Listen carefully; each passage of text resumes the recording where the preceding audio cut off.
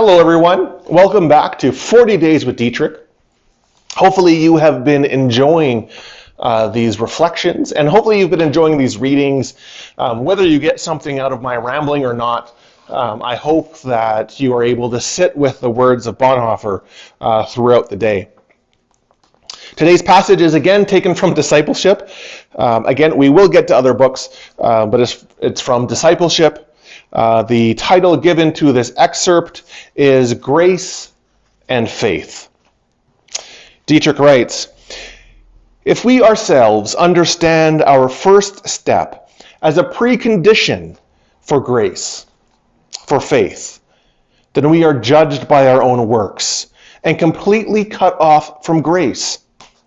It is but a new possibility for living within our old existence, and thereby a complete misunderstanding. We remain in unbelief. But the external works have to take place. We have to get into the situation of being able to believe. We have to take the step. What does that mean?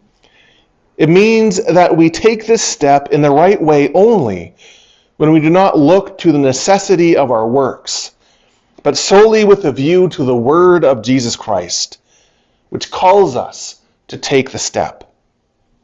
Peter knows that he cannot climb out of the boat by his own power. His first step would already be his downfall.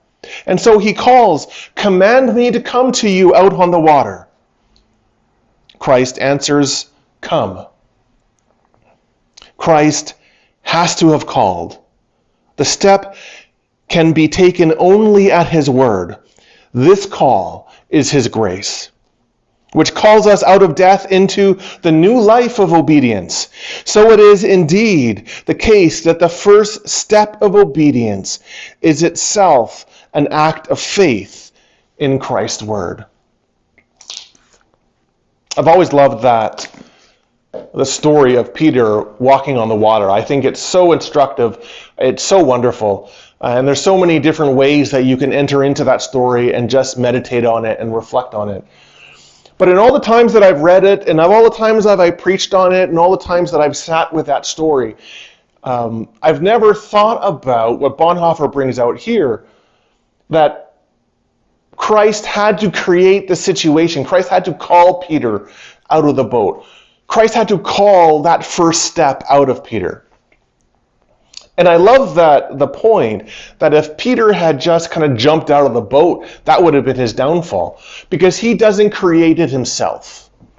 Because faith and grace isn't based only on what we can do. And let's be honest, Peter's kind of a shoot from the hip, brash, leap before I think kind of person. It was entirely conceivable that Peter would have possibly just jumped out on the boat and tried to walk on the water. But Christ had to call first. Sometimes in theology we talk about what comes first. How does grace interact with our works? And Bonhoeffer here puts the two together in a lovely way. But grace is that call to action. A professor of mine used to say that God calls. So Christ calls, we respond, and then Christ responds to our response. So Jesus is always calling us to himself. Follow me, follow me, follow me. We read that all the time throughout the scriptures, throughout the Gospels. But it's not the case that we can then just sit and do nothing, right? We do have to act. We do have to obey. In Bonhoeffer's words, we do have to take the step. The call to discipleship, the call to obedience, is this call to new life. It's this call to taking steps to Jesus and with Jesus. And if we don't take that step, then we have to ask ourselves, are we truly hearing that call? I love how the challenge is there. The challenge is not, is Jesus actually calling us? Because Bonhoeffer would say he is. This is the call of his grace. His grace is the call into new life. It is the call into obedience. It's the call to take steps further toward him and with him. And so what we reflect on today and in our Christian lives and in our journey through Lent is, where is Jesus calling you to take maybe a first step, maybe a next step? But where is Jesus calling you to act, to obey, to do?